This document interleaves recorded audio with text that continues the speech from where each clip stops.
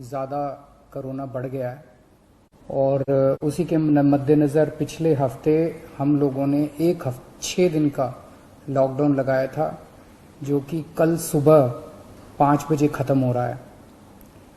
जिस तरह से तेज़ी से केसेस बढ़ रहे हैं दिल्ली के अंदर, उसको देखते हुए ये लॉकडाउन लगाना बहुत ज़रूरी हो गया था। ये एक तरह से आखिरी हथियार है कोरोना के से डील करने के लिए, लेकिन जिस तरह से केसेस बढ़ रहे थे, ये आखिरी हथियार इस्तेमाल करना ज़रूरी हो गया था। लेकिन अभी भी कोरोना का कहर जारी है और कोरोना कम नहीं हो रहा।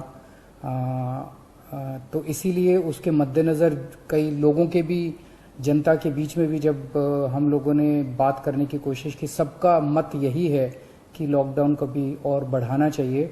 तो लॉकडाउन को दिल्ली के अंदर 1 हफ्ते के लिए और बढ़ाया जा रहा है, अगले सोमवार को सुबह 5 बजे तक के लिए। इस दौरान हमने देखा, लॉकडाउन के दौरान की संक्रमण दर, पॉजिटिविटी रेट जिसको कहते हैं, ये लगभग 36-37% तक पहुंच गई। आज तक इतनी संक्रमण दर हमने दिल्ली में तो नहीं देखी, बाकी दुनिया भर में हो सकता हुई हो कहीं पे, लेकिन 36-37% तक संक्रमण दर पहुंच गई। पिछले 1-2 दिन से थोड़ी सी कम हुई है, आज 30 के नीचे आई है, 29 पॉइंट कुछ आई है। मैं ये नहीं कह रहा कि कोरोना खत्म होने की दिशा में जा रहा है, लेकिन ये अभी तथ्य हैं, अभी और कुछ दिन देखना पड़ेगा। हो सकता है बढ़ जाए, हो सकता है कम हो, लेकिन हम भगवान से प्रार्थना करते हैं कि कोरोना से हम लोगों को मुक्ति मिले। पिछले कुछ दिनों से हम देख रहे हैं कि दिल्ली में ऑक्सीजन की काफ़ी ज़्यादा समस्या हो रही है, दिल्ली में ऑक्सीजन की काफ़ी कमी महसूस हो रही है। दिल्ली की इस वक्त ज़रूरत 700 टन की है और हमें केंद्र सरकार से 480 टन अलॉट हुई है। कल 10 टन और अलॉट किया केंद्र सरकार ने, 490 टन अब दिल्ली को अलॉट हुई है। लेकिन ये पूरी अलॉटमेंट भी अभी दिल्ली में नहीं आ रही है, इसका भी काफ़ी कम, एक तरह से कल 330-335 तक ही दिल्ली पहुंची है। तो 700 टन की ज़रूरत है इतने कोरोना की महामारी में, उसके मुकाबले में 330-335 ही पहुंच रही है। ये दिल्ली जो ऑक्सीजन की कमी है, दिल्ली के अंदर ऑक्सीजन पहुंच नहीं रही है, जगह जगह से जो ऑक्सीजन आनी है, ये एक बहुत बड़ा कारण है जो ऑक्सीजन की कमी जगह जगह अस्पतालों में महसूस हो रही है। लेकिन हमारे ऑफिसर्स, हमारे सभी मंत्रीगण, हमारे सभी लोग रात रात भर पिछले कुछ दिनों में, जब से ऑक्सीजन की कमी हुई है, एक एक अस्पताल जहाँ जहाँ कमी है वहाँ सप्लायर से, मैन्युफैक्चरर से, ट्रक ड्राइवर से जो लेके आ रहा है उससे फ़ोन कर करके कोशिश कर रहे हैं कि समय पे अस्पताल में पहुँचे। मैं ये नहीं कहूँगा कि सारी कोशिशें कामयाब रही, कई जगह फेल भी हुए हम लोग, और कई जगह हम समय पे ऑक्सीजन पहुंचाने में हमारी टीम कामयाब भी हुई।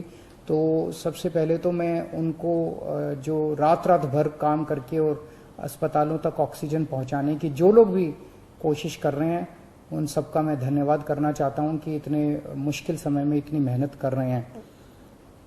क्योंकि ऑक्सीजन इतनी इस वक्त कीमती है, इतनी कम है, तो उसका मैनेजमेंट करना बहुत ज़रूरी है। तो उसको मैनेजमेंट करने के लिए भी अब कल से ठोस कदम उठाना चालू किया। हमने एक वो पोर्टल टाइप बनाया है और ऑर्डर जारी कर दिए गए हैं, जिसमें हर 2-2 घंटे में मैन्युफैक्चरर से लेके और अस्पताल तक, एंड यूज़र तक, हर एक को 2-2 घंटे के अंदर अपनी ऑक्सीजन की पोजीशन बतानी पड़ेगी। कि मैन्युफैक्चरर को बताना पड़ेगा कि पिछले 2 घंटे के अंदर कितने ट्रक उसके निकले, सप्लायर को बताना पड़ेगा कि कितने ट्रक उसके दिल्ली के अंदर, दिल्ली की तरफ जा रहे हैं, अस्पतालों को बताना पड़ेगा कि पिछले 2 घंटे में कितनी इस्तेमाल हो गई, कितने घंटे की और बच गई।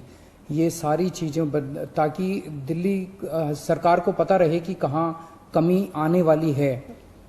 तो इसके अलावा केंद्र सरकार से काफ़ी सहयोग मिल रहा है। कल भी पूरा दिन केंद्र सरकार के अलग अलग मंत्रालयों के साथ हमारे ऑफिसर्स की टीम बैठी रही और दोनों टीमें, केंद्र सरकार और दिल्ली सरकार, अच्छे से मिलके काम कर रही हैं और कोशिश की जा रही है कि जो भी सप्लाईज आने में दिक्कत हो रही है, उन दिक्कतों को दूर किया जा सके।